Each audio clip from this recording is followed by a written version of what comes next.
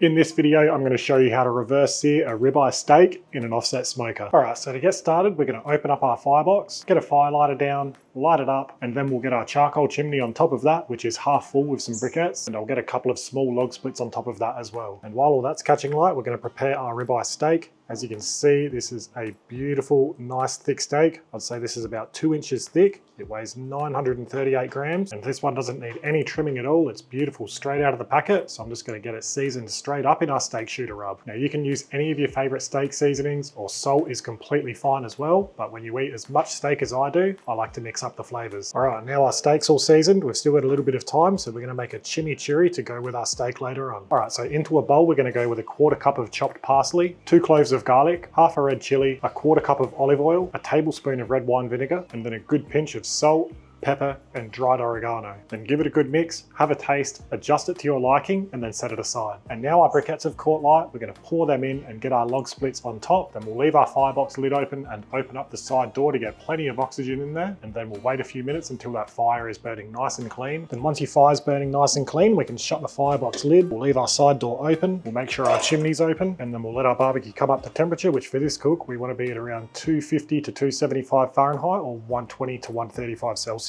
And I'm not sure we'll even need to put another one on, but just in case, I'll get another log split preheating. And once the smoke is up to temperature, we'll get the steak on. So I'm going to be aiming for a medium rare doneness, so all I'll need to do is let that steak go until it reaches an internal temperature of around 46 to 48 degrees Celsius. Then we'll give it a rest, and during that rest, it'll carry over up to that medium rare doneness, and then we'll just finish it off with a sear. All right, and after just over an hour, I reckon our steak has hit temperature. As you can see, we're right on around 48 degrees Celsius. So we will get our steak out and onto some foil. Then we'll loosely wrap our steak and let it rest for a good 10 minutes. Now, resting your steak is one of the most important steps when cooking a steak. And because we're reverse searing this one, we're resting it after it's smoked, but before it's getting seared, which means we won't have to give it another rest after it's seared. But if you were just straight up grilling a steak, make sure you give it a rest after it's grilled. And as a general rule of thumb, if you are grilling steak, give it a rest for half of what the cooking time was. And you want to give your steak a rest because after you've smoked it or after you've grilled it, all of those juices are going to sort of contract up into the thickest part of the meat, and resting allows those juices to just settle back throughout the whole cut. So if you were to just cut your steak open straight after you've grilled it, all of those juices would run out, but resting it means all of those juices are going to stay in the steak. All right, now we're going to sear our steak off for around 90 seconds per side, and we'll keep it moving around so we get a nice even sear as well.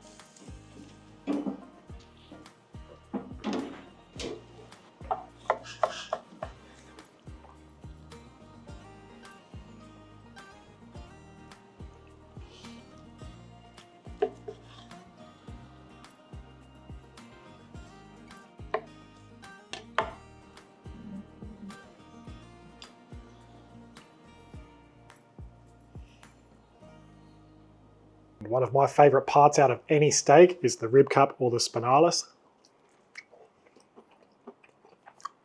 Oh my God, so good. And we'll try a piece with some of that chimichurri.